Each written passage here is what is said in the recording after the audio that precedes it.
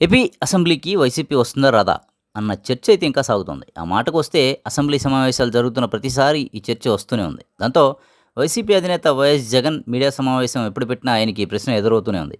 అయితే దానికి జగన్ తాజా ప్రెస్ మీట్‌లోనే తేల్చేశారు. తమ విధానం వెరీ క్లియర్ అని చెప్పుకొచ్చారు. పదే పదే తమను ఎన్నిసార్లు ఈ ప్రశ్న అడిగినా తమ సమాధానం ఒక్కటే ఉంటుందని కూడా గట్టిగానే చెప్పేశారు.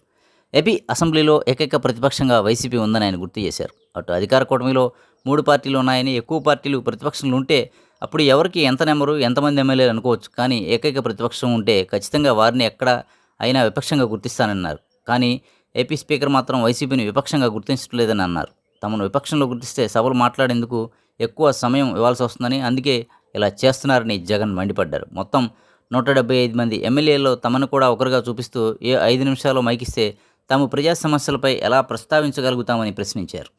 ప్రజా సమస్యల గురించి చెప్పాలనుకుంటే వినేందుకు అధికార పక్షం సిద్ధంగా లేదని జగన్ అన్నారు. ప్రభుత్వం తప్పులు సైతం చెప్పినా భరించేందుకు కూడా రెడీగా లేదని అన్నారు.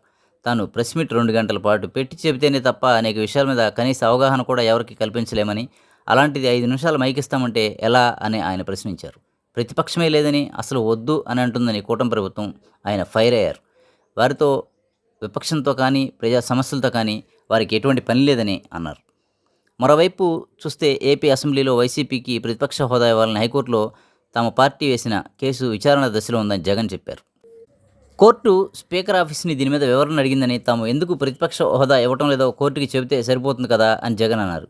అప్పుడు కోర్టు జడ్జిమెంట్ కూడా బయటకు వస్తుంది కదా అని ఆయన అన్నారు. అలా చేయకుండా కోర్టు ఏం చెప్పకుండా తమకు హోదా విషయంలో ఏమీ తేల్చకుండా చేస్తున్నారని ఆయన ఆగ్రహం వ్యక్తం చేశారు.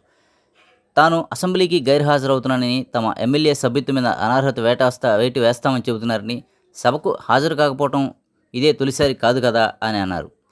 తాను సీఎంగా ఉన్నప్పుడు చంద్రబాబు ఎన్నిసార్లు, ఎన్ని రోజులు సభకు వచ్చారో గుర్తు చేసుకోవాలని జగన్ వ్యాఖ్యానించారు. ఆనాడు సభలో ఏమీ జరగకపోయినా తనని అవమానించారంటూ ఏడ్చి డ్రామా చేసి మరీ బాబు సభను బాయ్కాట్ చేశారన్నారు.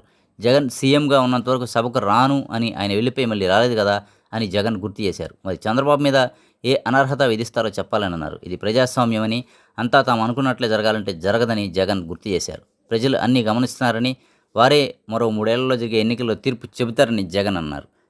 మొత్తం మీద చూస్తే తమ స్టాండ్ ఏమీ మారలేదని జగన్ స్పష్టంగా తేల్చి చెప్పేశారు. తాము అసెంబ్లీకి హాజరయ్యేది ఉండదని కూడా స్పష్టం చేశారు. తమకు ప్రతిపక్ష హోదా ఇస్తేనే సభకు వస్తామని ఆయన బంతిని స్పీకర్ కోర్టులో, అలాగే అధికార పక్షం కోర్టులోనే ఉంచారు. దాంతో ఈ నెల 18 నుంచి జరిగే అసెంబ్లీ సమావేశాలు యథాప్రకారం కూటమి పార్టీలతోనే సాగుతాయని అంటున్నారు. ఇక జగన్ చేసిన ఈ వ్యాఖ్యల మీద అధికార కూటమి ఏ విధంగా రియాక్ట్ అవుతుందనేది కూడా చూడాల్సే ఉంది.